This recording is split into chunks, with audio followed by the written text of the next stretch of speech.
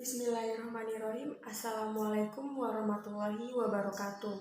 Perkenalkan, nama saya Aziza Nur Afifasari dengan nomor stambuk A11120091. Dalam kesempatan kali ini, saya akan memenuhi tugas ujian akhir semester tentang teori prosa, fiksi, dan drama.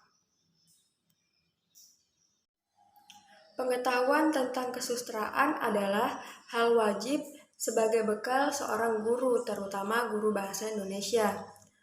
Karena hal tersebut termasuk keterampilan dasar yang harus dimiliki. Berapresiasi sastra dapat menambah pengetahuan, wawasan, kesadaran, dan kepekaan perasaan, sosial, dan religinya akan terasa. Dan akan timbul penghargaan dan rasa bangga terhadap sastra Indonesia sebagai hasanah budaya dan intelektual manusia Indonesia. Prosa, fiksi, dan drama merupakan objek kajian kesusastraan yang harus kita pahami. Dengan demikian, kita dapat menganalisa, mengapresiasi, dan membuat karya prosa, fiksi, dan drama. Oleh sebab itu, pada artikel ini akan menjelaskan beberapa hal yang berhubungan dengan prosa, fiksi, dan drama. Pertama kali, sebuah karya fiksi yang masuk ke Indonesia merupakan karya novel terjemahan. Masa ini dinamakan dengan sastra Melayu sekitar tahun 1970-an. Pada tahun 1920 terbitlah karya sastra berupa prosa seperti novel, cerpen, drama, dan lainnya. Angkatan ini dikenal dengan Balai Pustaka. Karya-karya novel Indonesia yang terkenal pada masa ini adalah Siti Nurbaya, Salah Asuha, dan Si Cebol Merindukan Bulan. Pada masa berikutnya, muncullah angkatan pujangga baru sebagai reaksi keras atas banyak sensor oleh penerbit Balai Pustaka. Karya-karya yang dikenal pada masa ini adalah Tenggelamnya Kapal Van der Wijk, Belenggu, dan Di Bawah Lindung Ka'bah. Lalu muncullah angkatan 45. Angkatan ini lebih realistik dibanding angkatan sebelumnya. Sastrawan yang dikenal pada masa ini adalah Chairul Anwar, Idrus, dan Trisno Soemardjo. Angkatan berikutnya adalah angkatan 1950 sampai angkatan 1960. Ciri karya sastra dari angkatan ini didominasi oleh cerpen dan puisi.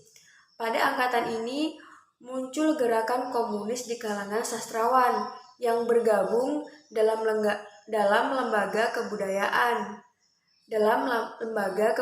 rakyat atau biasa disebut Lekra, yang berkonsep sastra, realisme, sosialisme.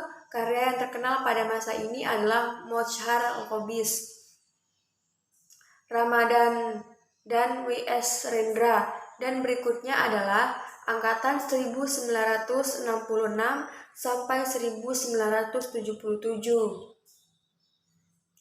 Yang karya sastranya menganut aliran surrealis dan arketipe dan absurd. Sastrawan ini terkenal pada masanya Taufik Ismail, Umar Khayyam, dan Titis Basino.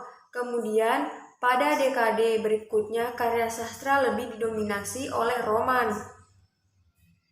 Angkatan ini dinamakan angkatan 1980 sampai 1990.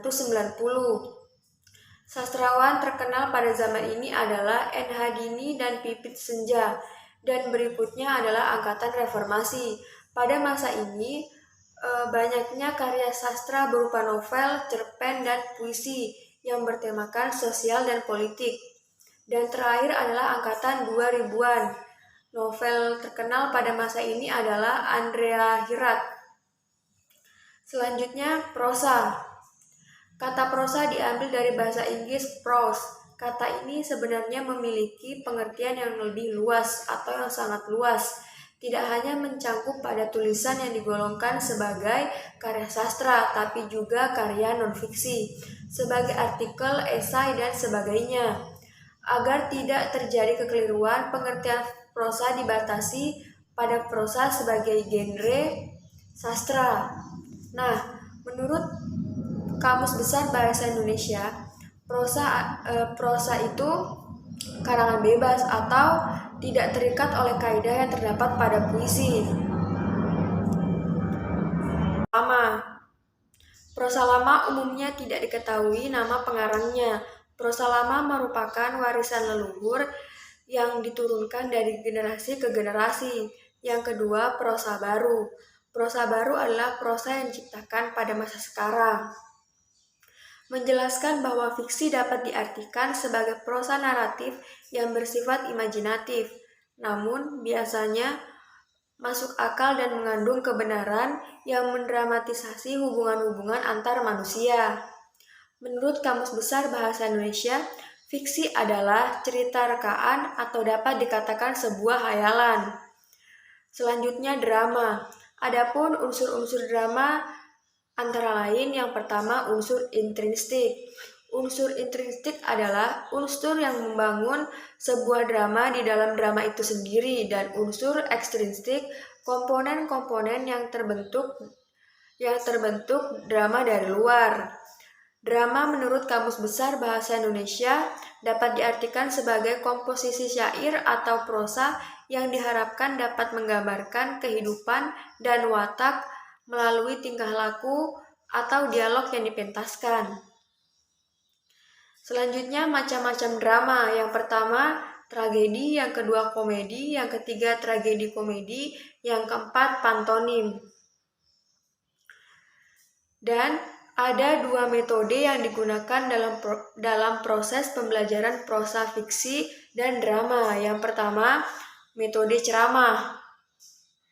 Sebuah metode mengajarkan dengan menyampaikan informasi dan mengetahui secara lisan kepada sejumlah siswa yang pada umumnya mengikuti secara pasif. Metode ini bersifat terpusat sehingga menghasilkan komunikasi yang searah, yaitu proses penyampaian informasi. Penggunaan metode ini sebenarnya efektif, tetapi dapat pula menjadi tidak efektif apabila penyampaiannya membosankan. Ini terjadi ketika guru terlalu lama berbicara sehingga siswa kehilangan konsentrasinya. Untuk itu guru perlu lebih interaktif seperti menyisipkan cerita humor agar siswa tidak merasa cepat bosan atau mengantuk. Kemudian yang kedua, metode diskusi. Metode diskusi adalah metode pembelajaran yang menghadapkan siswa pada suatu permasalahan. Tujuan utama metode ini adalah untuk memecahkan suatu permasalahan, menjawab pertanyaan, menambah dan memahami pengetahuan siswa, serta untuk membuat suatu keputusan. Menurut saya, metode ini yang paling sangat efektif, karena memang siswa dapat bertukar pengalaman dan pikiran. Untuk membuat keputusan tersebut, saya akan menambahkan dua metode yang menurut saya juga dapat dilakukan dalam proses pembelajaran teori prosa, fiksi, dan drama. Yang pertama, metode sosiodrama adalah metode pembelajaran bermain peran untuk memecahkan masalah-masalah yang berkaitan dengan fenomena sosial, permasalahan yang menyangkut hubungan antara manusia.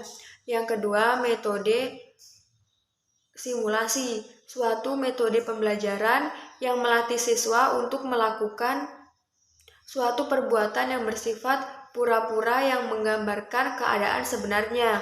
Saat ini pembelajaran di sekolah lebih mengarah kepada keaktifan siswa karena memang ini sesuai dengan K13, di mana K13 ini memiliki 14 prinsip. Yang pertama, peserta didik difasilitasi untuk mencari tahu. Yang kedua, peserta didik belajar dari berbagai sumber belajar. Yang ketiga, menggunakan pendekatan ilmiah.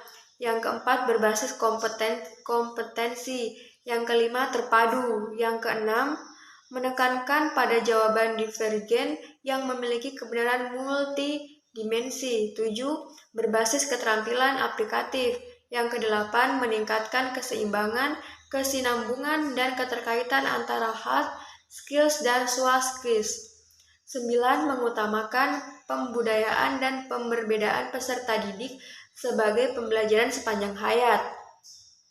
Yang ke-10, menerapkan nilai-nilai dengan memberikan teladan, membangun kemauan dan mengembangkan kreativitas peserta didik dalam proses pembelajaran.